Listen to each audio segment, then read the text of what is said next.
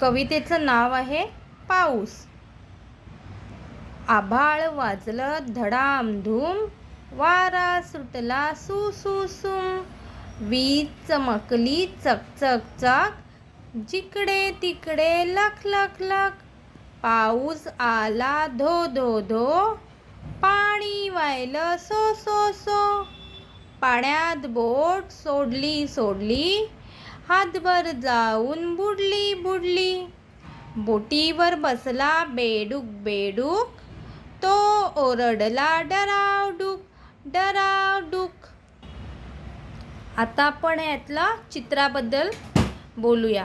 हे चित्र कोणतं आहे? हां, बरोबर, हे चित्र पावसाळ्यातलं आहे. धो धो पाऊस पडतोय. पहा, विजा चमकत आहेत. चित्रात तुम्हाला काय दिसतंय? एक मुलगा आणि एक मुलगी पावसात भिजत आहेत आणि खेळत आहेत. पेपर बोट पाण्यात सोडत आहेत. मस्तपैकी ती मुलं पावसाचा आनंद घेत आहेत.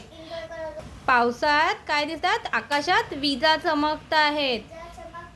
आणि पहा, तुम्हाला काय दिसतंय? त्या मुलांनी एक पेपर बोट सोडलेली आहे आणि त्या पेपर बोटवर एक बेडूक बसलेला आहे.